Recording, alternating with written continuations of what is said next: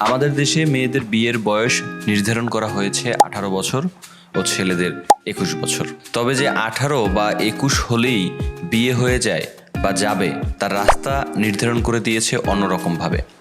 যেমন ছেলেদের চাকরির বয়সসীমা 32 বছর, আর গ্রাজুয়েশন শেষ করতে করতে বয়স হয়ে যায় 26 অথবা 27 বছর। একজন মানুষের সাধারণ গড় আয়ু যদি 65 বছর হয়, তাহলে 32 বছর বয়স পর্যন্ত সে অন্যের টাকায় চলবে, এরপর স্বাবলম্বী হয়ে বিয়ে করবে 32 বছর পর। যেখানে আমরা সবাই জানি সাধারণত ছেলেরা সেক্সুয়ালি অ্যাডাল্ট হয় 15 থেকে 17 বছরের মধ্যেই বা তার কিছুটা আগেই, এবং মেয়েরা 15 বছরের আগেই। যে ছেলেটা সেক্সুয়ালি অ্যাডাল্ট হলো 17তে, সে বিয়ে করলো আরও 15 বছর পর।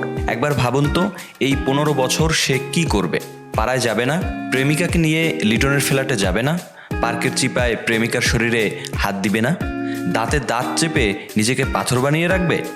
যেহেতু আমরা জীব, পাথর না, মানুষের শারীরিক চাহিদা রয়েছে, তো 17 বছরের আগের চাহিদা 17 বছর ধরে অপেক্ষা করবে, এটা কতটুকু সম্ভব?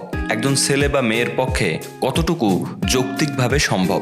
আর সেজন্যই এই দেশে রেস্টুরেন্টে প্রাইভেট জোন লাগে, ছোট খুপড়ি ঘরওয়ালা রেস্টুরেন্ট লাগে, পার্কে ছাতাওয়ালা প্রাইভেসি লাগে।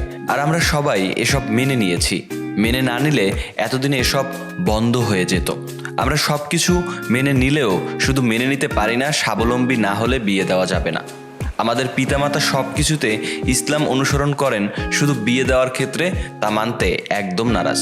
অথচ এ সমস্যার সমাধান কত সুন্দর করে ইসলামে নিহিত রয়েছে। সাবালক হলেই বিয়ে দিয়ে দেওয়ার কথা বলা আছে। কোরআন বলে আগে বিয়ে করো, গরিব হলে প্রতিষ্ঠিত করার দায়িত্ব আল্লাহর, সূরা নূর। এজন্যই ইসলাম ধর্মে বিয়েকে অর্ধেক দিন বলা হয়। কিন্তু তারপরও পরিবার ও সমাজের প্রশ্ন থেকেই যায়, বউকে খাওয়াবে কি? আচ্ছা, আপনারাই বলুন তো, বউ কি হাতি নাকি ঘোড়া?